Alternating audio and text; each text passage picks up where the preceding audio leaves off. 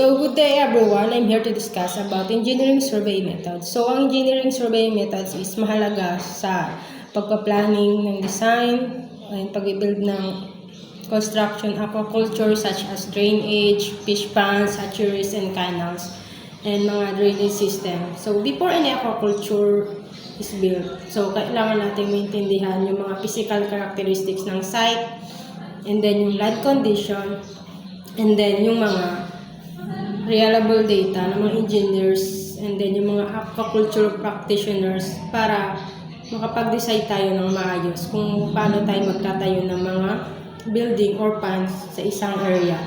So, in aquaculture engineering, so kailangan natin magkaroon ng proper surveying para ma-sure natin yung ponds is nasa tamang sukat and then nasa tamang posisyon ng tubig, kung makakadaloy ba siya ng maayos, and then yung structure niya is safe ba, and then sustainability pa. So, yung use ng survey methods and equipments is matutulungan tayo maiwasan yung mga common problems such as poor drainage, flooding, and uneven pond bottoms, and then yung mga inefficient water management. Therefore, engineering surveys are essential sa atin, lalo na sa aquaculture. And then, I'm here to discuss about the other surveying methods na ginagamit. So, ano nga ba yung purpose ng survey equipment in aquaculture? So, measuring tape is used to measure linear distances between 2 points. So, it is one of the simplest but most essential survey method. So, ang kalhagan nito sa isang aquaculture is ang measuring tape is used to determine the length and width ng fish ponds. Hindi lang fish pond but in other buildings din. So, spacing between ponds, wind, and dikes and canals. And then, kailangan accurate yung pagsusukat natin para ma-ensure natin yung ponds is constructed according to the design na gusto natin, and then para iwasan natin yung pagiging overcrowding and then poor distribution.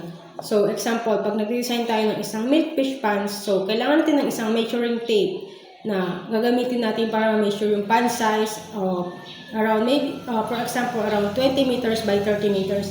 So, siguraduhin natin tama yung pagsusukat natin ng area para sa isang stacking density ng calculation.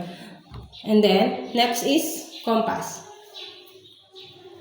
Compass is important din sa pag-determine ng direction and bearing. So, relative to sa cardinal points like north, south, east, and west. In aquaculture, mahalaga ito sa sa direction. Halimbawa, sa pound orientation effects, sa sunlight exposure, wind exposure, yung wind direction, paano ma-influensya yung water movement ng aeration. Kasi pag hindi natin alam yun, maalaking epekto to sa mga isda natin. So, and then, kailangan din natin malaman kung saan ba yung maganda yung direction ng mga canals o saan ba kailangan natin i-align para doon sa mga natural water flow.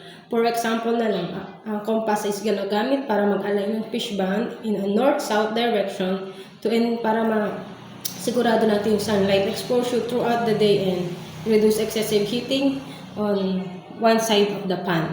So, yun yung halaga nating tandaan. And then, the last one is engineer's transit. So, nakakita naman na tayo ng engineer's transit na karaniwang natin ito nakikita sa daan kapag nag-level sila ng isang area. And then, ang purpose ng engineer transit is a surveying instrument na ginagamit para ma-measure nila yung horizontal and vertical angles. So, ginagamit din nila ito para mag-align ng straight lines along checking elevation ng land. And then, ang importance nito sa aquaculture is nag-establish siya ng straight pond dikes. So, kailangan natin ma-label yung mga pond dikes natin para pampangit naman siguro kung hindi sila pantay-pantay. And then, lalo na sa mga canals, yung mga drainage system, kailangan level talaga sila. And then, para masiguro din natin yung proper slope ng water inflow and outflow. So, dito rin sa engineer's transit, may iwasan natin yung water stagnation or overflow para yung daloy ng tubig sa fish pond natin is maganda lang siya. So, kailangan pagsiset ng engineer's transit is naka-label siya between yung sa gitna yung tubig niya and bago mo siya i-level, kailangan level lahat yung kailangan si-set up dun sa engineer's transit para malaman natin yung mga natural gravity for which reduces pumping costs. So engineer strategy is used to ensure that a drainage canals is gentle slope so water can flow out and yung pond is efficiently magagamit natin for harvesting or fan drying. So hindi naman tayo pwedeng magtayo-tayo na lang ng isang ponds na hindi pantay yung level nila. Kasi may yung ibang ponds is madaling bahain or ang pangit tayuan, parang hindi siya sustainable for fish. So yun lang. Ito lang yung mga isa sa mga ginagamit na surveying methods, lalo na mahalaga ito sa aquaculture funds.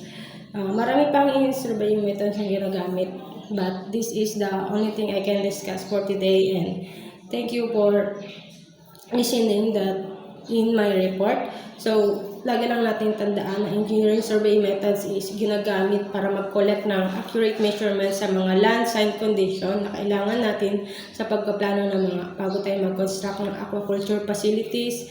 So, isa lang to sa mga basic survey methods na ginagamit nowadays. And that's all. Thank you.